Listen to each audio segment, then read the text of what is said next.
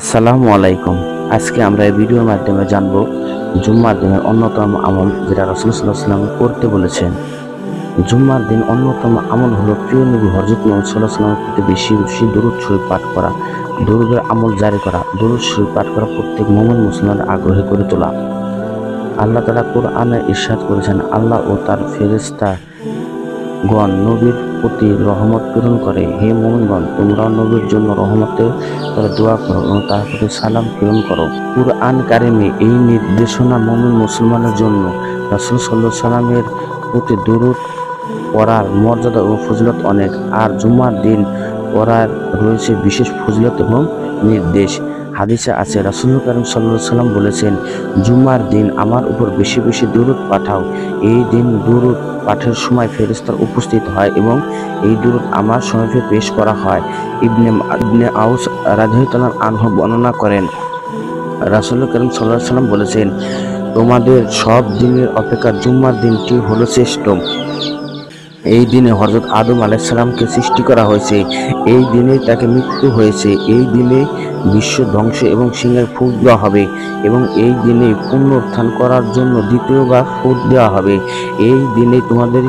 এই দিন তোমরা আমার প্রতি বেশি বেশি দরুদ পাঠ করো। তোমাদের দরুদ নিশ্চয় আমার কাছে উপস্থিত করা হবে। সাহাবাগণ জিজ্ঞাসা করলেন, হে আল্লাহর রাসূল সাল্লাল্লাহু আলাইহি ওয়াসাল্লাম, আমাদের দরুদ আপনার কাছে কেমন করে উপস্থিত করা হবে, অথচ আপনি তখন মাটি হয়ে যাবেন? রাসূল কারীম সাল্লাল্লাহু আলাইহি ওয়াসাল্লাম বলেন, আল্লাহ তাআলা নবীদের শরীরকে জমিনের জন্য হারাম করে দিয়েছেন। আবু দাউদ, নাসাই, ইবনে মাজাহ, বাইহাকী। রাসূল কারীম সাল্লাল্লাহু আলাইহি ওয়াসাল্লাম বলেছেন, জুমার দিন এবং জুমার রাতে, বৃহস্পতিবার রাতে দরুদ শরীফ পাঠ করো। যে ব্যক্তি আমার প্রতি দরুদ শরীফ পাঠ করে, আল্লাহ তাআলা তার প্রতি 10টি রহমত নাজিল করেন। সহিহ জামে। সুতরাং জুমার দিন রাসূল কারীম সাল্লাল্লাহু আলাইহি ওয়াসাল্লামের প্রতি বেশি বেশি দরুদ শরীফ পাঠ। জুমার দিন রাসূল কারীম সাল্লাল্লাহু আলাইহি ওয়াসাল্লামের প্রতি বেশি বেশি দরুদ শরীফ পড়ুন। আল্লাহুম্মা সাল্লি ওয়া সাল্লিম আলা নাবিয়িল উম্মি ওয়া আলিহি ওয়া সাহবিহি। হযরত আবু উমামা রাদিয়াল্লাহু আনহু বর্ণনা করেন, রাসূল কারীম সাল্লাল্লাহু আলাইহি ওয়াসাল্লাম ইরশাদ করেন, আমার উপর জুমার দিন বেশি বেশি দরুদ শরীফ পাঠ করো, কারণ আমার উম্মতের দরুদ জুমার দিন আমার কাছে পৌঁছানো হয়। যে ব্যক্তি আমার উপর সবচেয়ে বেশি দরুদ শরীফ পাঠ করে, সেই ব্যক্তি কিয়ামত দিন আমার সবচেয়ে নিকটতম হবে।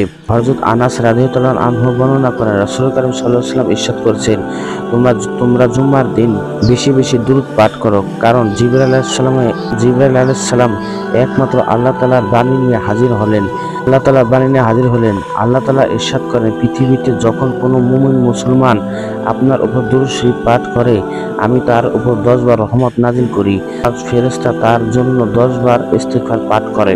হযরত আবু হুরায়রা রাদিয়াল্লাহু আনহু বর্ণনা করেন, নবী কারীম সাল্লাল্লাহু আলাইহি ওয়াসাল্লাম ইরশাদ করেন, আমার উপর দরুদ শরীফ পাঠ করা ফুলসিরাত পার হওয়ার সময় আলো হবে। যে ব্যক্তি জুমার দিন 80 বার দরুদ পড়ে, তার 80 বছরের গুনাহ মাফ করে দেওয়া হয়। অন্যরাত নবী কারীম সাল্লাল্লাহু আলাইহি ওয়াসাল্লাম ইরশাদ করেন, যে ব্যক্তি জুমার দিন আসরের নামাজের পর নিজ স্থানে ওঠার আগে 80 বার দরুদ পাঠ করে, এই দরুদ শরীফ পাঠ করে, আল্লাহুম্মা সাল্লি ওয়া সাল্লিম আলা নাবিয়িল উম্মি ওয়া আলিহি ওয়া সাল্লিমু তাসলিমা, তার 80 বছরের গুনাহ মাফ হবে এবং 80 বছর ইবাদতের সওয়াব তার আমলনামায় দেওয়া হবে। সুবহানাল্লাহ। আলী রাদিয়াল্লাহু আনহু বর্ণনা করেন, যে ব্যক্তি নবী কারীম সাল্লাল্লাহু আলাইহি ওয়াসাল্লামের উপর জুম্মার দিন 100 বার দরুদ পাঠ করে, সে কিয়ামতের দিন এমন অবস্থায় উঠবে, তার চেহারা নূরের জ্যোতির ন্যায় আলোকিত দেবে। লোকেরা তাকে দেখে বলাবলি করে, এই ব্যক্তি কি আমল করেছে। আল্লাহ তাআলা মুসলিম উম্মাহকে জুম্মার এই পবিত্র ও ফজিলতপূর্ণ দিনে রাসূল কারীম সাল্লাল্লাহু আলাইহি ওয়াসাল্লামের প্রতি দরুদ শরীফ পাঠ করার তৌফিক দান করুন।